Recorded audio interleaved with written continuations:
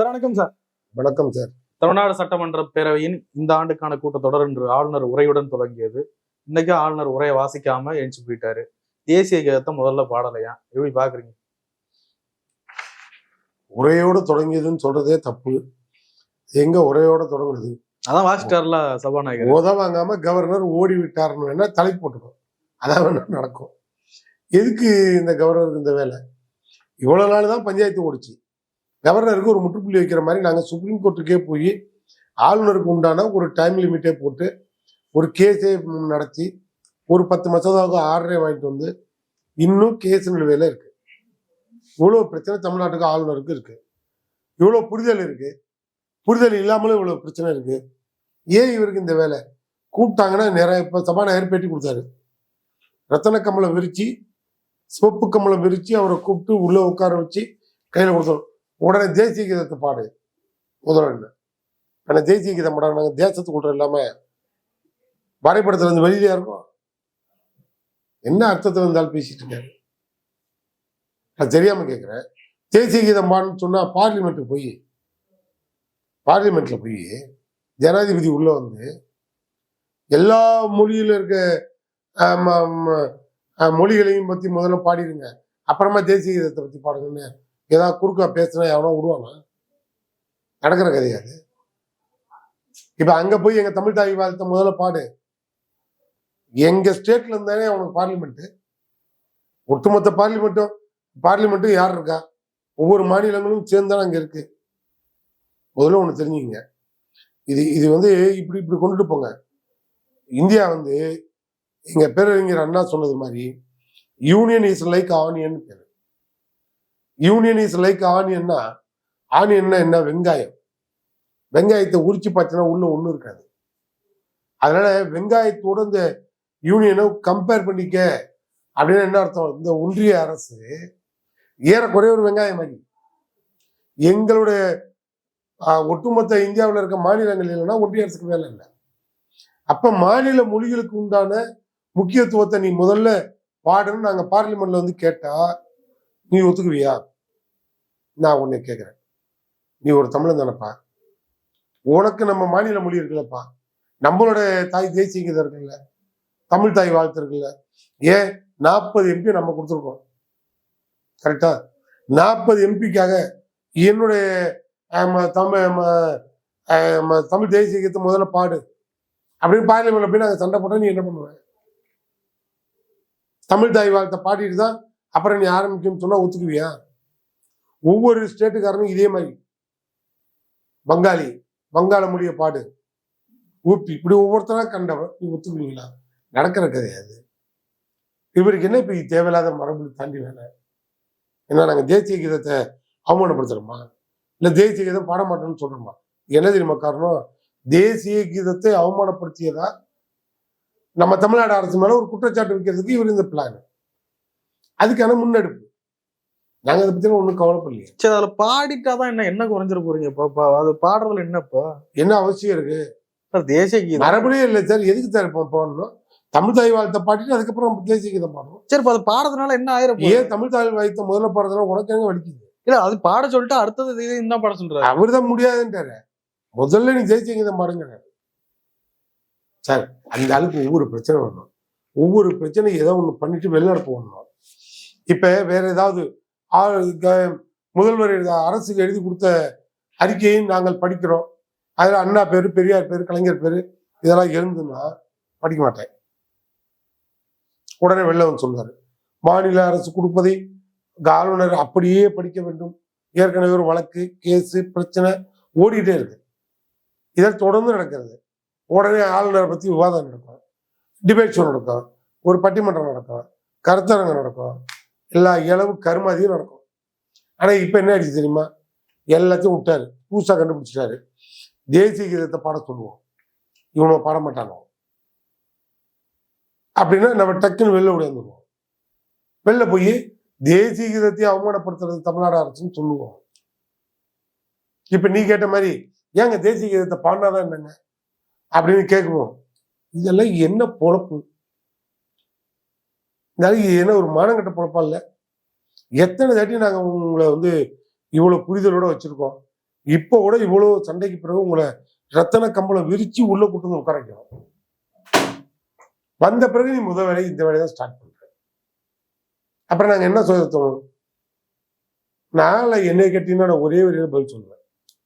ஆளுநரை நீங்க எப்படி பாக்குறீங்கன்னு கேட்டா, எங்க ஊருக்காரர் ரொம்ப அறிவாளி. பீடிக்கு ஆளுநர் பேர் வச்சிருந்தான். ஆளுநர் பீடின்னு ஒரு பீடி இருந்தது, ஞாபகம் இருக்கா? உனக்கு ஞாபகம் இருக்கா? விசாரிச்சு பாரு. ஆளுநர் பீடின்னு ஒன்று இருந்தது. அந்த பீடியோட அந்த ஆளுநரை ஒப்பிட்டு வச்சான். எடுத்து சுருட்டி ஒரு ஊதி தூக்கி போட்டானா வேலை முடிஞ்சு போச்சு. அதான் உண்மையான பொருள். ஆளுநருக்கு என்ன வேலை? முடிஞ்சிருச்சா தூக்கி வெளியில போடு. 3 வருஷம் முடியுதா, 5 வருஷம் முடியுதா, ஓடு, தூக்கி போட்டுரு. உனக்கு என்ன வேலை? ஒண்ணுமே கிடையாது. அசம்பிளி கூடும்போது ஒரு நாளைக்கு வந்து பீடியை சுருட்டி கையில கொடுத்து புகையை விட்டோம்னா முடிச்சு போச்சு, போக வேண்டியது. என்னையா இதுக்கு மேல அசிங்கப்படுத்துறது? என் ஊருக்காரன் கரெக்டா பேர் வச்ச மாதிரி ஆளுநருக்கு பீடி. இந்த ஆளுநருங்கிற பேரை பீடிக்கு தான் வைக்க முடியும். எங்க தலையெழுத்து ஒரு கேடிட்ட போய் பேரை வச்சுட்டாங்க, நாங்க மாட்டிக்கிட்டோம். உரையில நிறைய பொய்யான தகவல்கள்லாம் இருக்கு. சட்டம் ஒழுங்கு குறித்து இருக்கு. சட்டம் ஒழுங்கு பிரச்சனை தமிழ்நாட்டில் நிறைய இருக்கு, அதெல்லாம் மாறி இருக்கு. அப்புறம் தொழில் சார்ந்த முதலீடு சார்ந்த நிறைய பொய்யான தகவல்கள்லாம் இருக்கு. அதெல்லாம் எப்படி படிக்க முடியும்னு கேட்கிறார். நியாயம் தானே? உங்களுக்கு என்ன நியாயமானு கேக்குறீங்க? அதுல நீங்க என்னத்தை படிச்சு பாத்தீங்க? நியாயமானது இல்ல, அவரு பொய்யா இருந்தது அதனால படிக்க முடியாது. உண்மை பொய்ங்கிறத நீ படிச்சு பார்த்ததுக்கு அப்புறம் முடிவெடுக்க வேண்டியது மக்கள் முடிவெடுக்கணும். இல்லைன்னா உரிய நடவடிக்கை எடுக்கிறதுக்கு அதுல பொய் இருந்ததுன்னா நீ போய் பரிந்துரை பண்ணி நடவடிக்கை எடுக்க தகுதி இருந்தா எடுத்து. ஒரு பொய்ன்னு சொல்லிட்டு நீ பயந்து ஓடுறதுக்கு உன்னையவே கொண்டு. நான் கேட்கறது, ஆளுநர் உரையை படிச்சுட்டு அதுல இவ்வளவு பொய் இருக்குங்க, இவ்வளவு குற்றச்சாட்டு, நீ என்னைக்கு தமிழ்நாட்டை மதிச்சு பேசியிருக்க? தமிழ்நாட்டுல பெண்களுக்கு பாதுகாப்பு இல்லைன்னு சொல்லுவேன், ஆனா நீங்க தான் கவர்னர். தமிழ்நாட்டுல படித்த இளைஞர்களுக்கு வேலை இல்லைன்னு சொல்லுவேன், ஆனா நீங்க தான் கவர்னர். தமிழ்நாட்டுல போதைப் பொருள் அதிகமா வைக்கணும்னு சொல்லுவேன், நீ தான் கவர்னர். யூனிவர்சிட்டியில கற்பழிக்கிறான்னு சொல்லுவேன், நீ தான் வேந்தர். எல்லா இளவு கருமதியும் நீ தான் பொறுப்பு. தமிழ்நாடு அரசுக்கு நீ தான் டாப்பு. அப்ப எல்லாம் உன் தலைமையில தானே இவ்வளவு தப்பு நடக்குதுன்னு காரி மூஞ்சில துப்ப மாட்டான். இந்தியாவில் துப்பானா துப்ப மாட்டான். ஒண்ணு உனக்கு பிடிக்கல, இல்ல இவ்வளவு தப்பு உன் தலைமையிலான அரசுல தான் நடக்குதா இல்லையா? உனக்கு மான சூடு சொல்ற ரோசா இருந்ததுன்னா, இது நான் ராஜினாமா பண்றேன், தமிழ்நாட்டுல இனி நான் கவர்னரா இருக்க முடியாது, இங்க பல பிரச்சனை இருக்கு, எழுதி கொடுத்துட்டு ஓடிடு. போட சொல்லுப்பா, நாங்க பாத்துக்கிறோம். யார் வேணாலும் போடட்டும், யார் வேணாலும் நாங்க பேச பண்ணுவோம். அப்புறம் இதுக்கு யார் போய் சொல்ற? நீ சொல்றியா, தமிழ்நாடு அரசு சொல்லுதா? ஒவ்வொரு பக்கமா நீயே உட்கார்ந்துட்டு மல்லாக்கப்படுத்திட்டு எச்சியை துப்பிட்டு யாருக்கு அசிங்க? இல்ல, இது தமிழ்நாடு அரசுக்கு அவமானம் இல்லையா? ஆளுநர் வந்து மதிக்க மாட்டாரு. தமிழ்நாடு அரசு தப்பு பண்ணுதுன்னு சொல்றதுக்கு உனக்கு அவமானமா இல்லையா? நீ தானே தமிழ்நாடு அரசுக்கு தலைவர். நான் சொல்றது உனக்கு புரியுதா இல்லையா கண்ணு? நீ ஒரு 1000 பேரை பேட்டி எடுக்கிறாங்க, நான் உன்னையே பேட்டி எடுக்கிறேன், நீ தயவு செய்து கரெக்டா சொல்லு, புரிஞ்சுட்டு. தமிழ்நாடு அரசு தப்பு பண்ணுதுன்னா நான் இந்த மாநிலத்தில் நான் யோக்கியனுக்கு பிறந்தவன், நான் ரிசைன் பண்றேன், ரிசைன் பண்ணிட்டு ஓடிட்டு இல்லையா உரிய நடவடிக்கை போய் எடுத்துப்பாரு. எதுவும் பண்ண மாட்டேன், கல்லையும் படுக்க மாட்டேன், தானும் படுக்க மாட்டேன். என்ன அர்த்தம்? எவனையும் வாழ விட மாட்டேன். தமிழ்நாடு அரசை நானே காரி மூஞ்சில துப்பிட்டு இருப்பேன். நாங்க எவ்வளவு நாளைக்கு பொறுத்து போவோம் சொல்லு? தமிழ்நாடோட, அதாவது இது வந்து ஒரு சிற்பி உருவாக்கின மாதிரி தமிழ்நாட்டை உருவாக்கிட்டோம் எங்க திராவிட தலைவர்கள் வந்து. சர் சிபிடி ராயர் காலத்துல இருந்து, நடராஜன் காலத்துல இருந்து, நடேசனார் காலத்துல இருந்து அப்படியே ஒரு ஒரு ஃபார்மெட் கொண்டு வந்தோம். அந்த ஃபார்மெட் அப்படியே கடைபிடிக்கிற ஒரே கட்சி திமுக. புரியுதா? அதை அப்படியே கொண்டுட்டு போயிட்டு இருக்கோம் கொள்கை ரீதியா. இங்கதான் சமூக நீதி, இங்கதான் சமத்துவம், இங்கதான் மத சார்பற்ற, இங்கதான் அனைத்து மதமும் அனைத்து மதத்துக்கும் சொந்தம். இப்படி ஒரு பெரிய இயக்கம் கடவுளால எங்களை கடவுளாலேயே கட்டுப்படுத்த முடியாதவன் ஏறான்னா அது தமிழன் தான். அந்த கட்சி தமிழ்நாட்டுல திமுக தான். கடவுளே எங்கள்கிட்ட தோத்து போய் அவர் பைக்கில் போட்டாரு. பூசாரி நீ ஏன்டா வந்து எங்கிட்ட புல்லட் கட்டிக்கிட்டு இருக்க? அப்ப எங்களுக்கு கோவம் வருமா வராதா? நாங்க தான் எங்களுக்கு தேவை என்ன? இப்ப மக்களுக்கு பாதுகாப்பு, மக்களுக்கு பகுத்தறிவு, மக்களுக்கு சமூக ஒற்றுமை, சமூக ரீதியான ஒற்றுமை வேணும், சமூக நீதியை நிலைநாட்டணும், எல்லாரையும் ஈக்குவலைஸ்டு பண்ணணும். நாங்க இதுக்கான முயற்சியை நாங்க முதல்வர் எடுத்துக்கிட்டு இருக்காரு. தமிழ்நாடு அமைதி பூங்கா, இது ஆளுநர் வாயிலிருந்து வருமா? நான் சொல்றேன், தமிழ்நாட்டுல வரி கட்டி வாழ்றவன் நான். ஏன் வரியில சோறு திங்கிறவன் நீ. நேபாளில இருந்து இங்க வந்து ஏன் காய்ச்சல சோறு தின்னுட்டு என்னையே காரியம் முடிஞ்சு துப்பிட்டு இருக்காங்க. அப்ப எனக்கு என்ன சூடு சொரணம் இல்லையா? நாளையே முடிவு பண்ணணும் தமிழ்நாடு. இது வந்து அத்து மீறி வரம்பு மீறி கவர்னரோட இல்ல, அவர் பேசுறப்ப மைக் ஆஃப் பண்ணி ஆன் பண்ணாங்களா? அது வேற அவர் கடுப்பாயிடுச்சு. நீ பேசவே இல்லையா? அப்புறம் எங்க மைக்க ஆஃப் பண்றது ஆன் பண்றது? நாங்க என்ன நடிகர் விஜயா வண்டி விடுற உட்காந்துட்டு ஆஃப் பண்ணி ஆன் பண்ணி ஆஃப் பண்ணி ஆன் பண்ணி காட்டுறது? அவன் தான் அரலூசு. 40 பேர் செத்தான். நாங்க என்ன உனக்கு அந்த கம்பெனியா? உனக்கு ரத்தன கமலை விரிச்சு கூப்பிட்டு வந்து உள்ள நிக்க வச்சு கொடுத்து பேசு படின்னு சொன்னா நீயா வம்பெடுத்துட்டு நான் ஓடுறேன்டான்னு ஓடி போயிரு. அவசியம் இல்லையா? மேல என்ன உன்ட்ட பேசுறதுக்கு வேலைங்க ஒத்து வராதுப்பா, ஒத்து வராதுன்னு தெரிஞ்சிச்சு. புரியுதா? நாங்க என்னைக்கோ டைவர்ஸ் பண்றதுன்னு கேஸ் அப்பீல் பண்ணிட்டோம், கையெழுத்து போட்டோம். நீ மியூச்சுவல் கையெழுத்து போட்டு நிமிஷம் போ. எங்களுக்கு அவருக்கும் இப்ப டைவர்ஸ் கேஸ் நடக்குது, புரிஞ்சுக்கோ. அது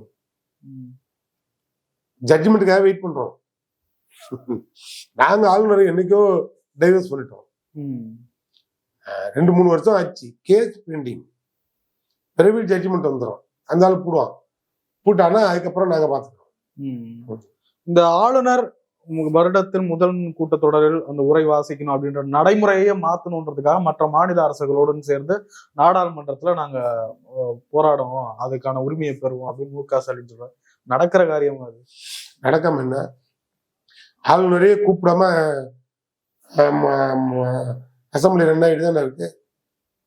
எங்க தலைவர் மரபு மதிக்கிறவர், அதனால அந்த மரபுக்கு உண்டான மரியாதையை என்று கொடுக்குறாரு. இப்ப கூட அவங்க அப்பா நினைச்சுதான் சுதந்திர தினத்தன்னைக்கு தேசிய கொடியை முதலமைச்சர் ஏற்றுறதுக்கு ஒரு போராட்டம் பண்ணி வாங்கினாரு. முதல் கோரிக்கையே அவரோட குரல் வளர்ந்தான்.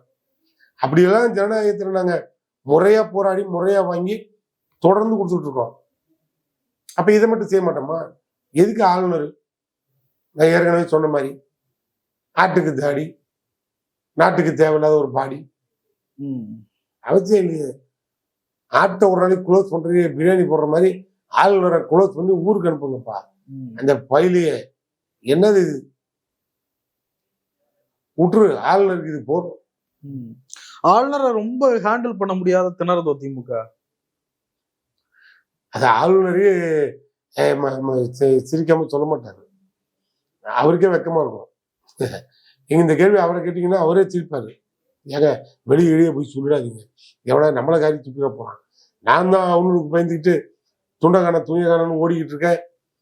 என்னைக்கோ அவுத்து விட்டோம், பீரியட் முடிச்சிருச்சு. இப்ப சும்மா பேருக்கு சும்மா போட்டுட்டு ஓட்ட தெரியாம ஓடிக்கிட்டு இருக்கு மதில் மேல உட்காந்துக்கிட்டு. நாங்க தான் ஒரு வழியில முடிச்சிட்டோமேப்பா.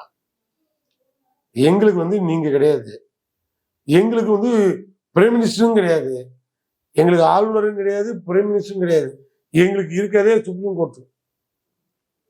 எங்க மசோதாவுக்கு அப்ரூவலே கோர்ட்ல போயிட்டு தான் நாங்க வாங்கிட்டு வரோம். யாருக்கு எந்த மசோதா? உன் தலையெழுத்தையும் என் தலையெழுத்தையும் நிர்ணயம் பண்ற மசோதா இருக்க தமிழ்நாடு சட்டமன்ற மசோதா, அதுக்கே போய் அங்க வாங்கிட்டு வரோம். இந்த அடிப்படை புரிதல் அறிவெல்லாம் இங்க எதிர்கட்சிக்கு எடப்பாடி கூட கிடையாது. ஆளுநர் போறாரு, பின்னாலேயே ஆட மஞ்சள் தண்ணி தெளிச்சு ஆட்டை கையில பிடிச்சிட்டு ஓடுற மாதிரி ஆளுநர் பின்னால இந்த ஆளு எடப்பாடி ஓடிட்டு. வானதி சீனிவாசன் கேக்குறாங்க, எப்படி கரெக்டா நீங்க அந்த அடுத்த தீர்மானத்தை கையிலேயே வச்சிருந்தீங்க? அப்ப ஆளுநர் போவாருன்னு தெரிஞ்சுக்கிட்டே டைப் பண்ணி எடுத்து வந்திருக்கீங்களா? என்ன இது அப்படின்னு. ஆமாங்க, ஆளுநர் அடிக்கடி ஏதோ ஓடுறாரு. ஏன் நீங்களாம் சேர்ந்து ஆளுநர்கிட்ட சொல்லி நின்னு ஃபைட் பண்ணுங்கன்னு சொல்ல வேண்டியதானே? இல்ல, திமுக தகுதியை அந்த தகுதி என் வானதிக்கு தெரியாதா? இல்ல சார், ஆளுநர் போவாருன்னு எப்படி சார் முதலமைச்சருக்கு தெரியும்? எப்படி கரெக்டா ரெடியா வச்சிருக்கீங்க? உனக்கு தெரியும், எனக்கு தெரியும், ஒரு முதலமைச்சருக்கு தெரியாதா? என்ன பேசிட்டு இருக்கீங்க நீங்க? ஆளுநர் மாளிகையில் ஆளுநர் என்ன கேட்க போறாரு, என்ன சொல்ல போறாரு எவனுக்கு தெரியாதா? இங்க இல்ல, அந்த அப்ப அவர் அளவுக்கு நாங்க கிளம்புவாருன்னு இடிச்சோம். தெரிஞ்சு அவரை தடுக்கிறதுக்கு என்ன பண்ணலான்றது அதை என்ன யோசிக்கல. தடுக்கணும், கிளம்பிட்டாருன்னா என்ன பண்றது? என்ன தடுக்கணும், என்ன குறுக்க கீழே விழுணுங்களா? என்ன அர்த்தம் அது? நாங்க ஏன் தடுக்கணும், நாங்க ஏன் அந்த ஆளு கூப்பிடணும்? மரபு கூப்பிட்டோம், அந்த ஆளுக்கு மரியாதை தெரியாது, ஓடிட்டாரு, முடிஞ்சு போச்சு. அதுக்கு பின்னால ஒரு எதிர்கட்சி தலைவர் நீயே எடுபுடி பாய் மாதிரி ஓடுனங்கதான் என் கொஸ்டின். அந்த ஆளு ஓடினாரு, நீயே ஓடுன, வழி கிடையாது.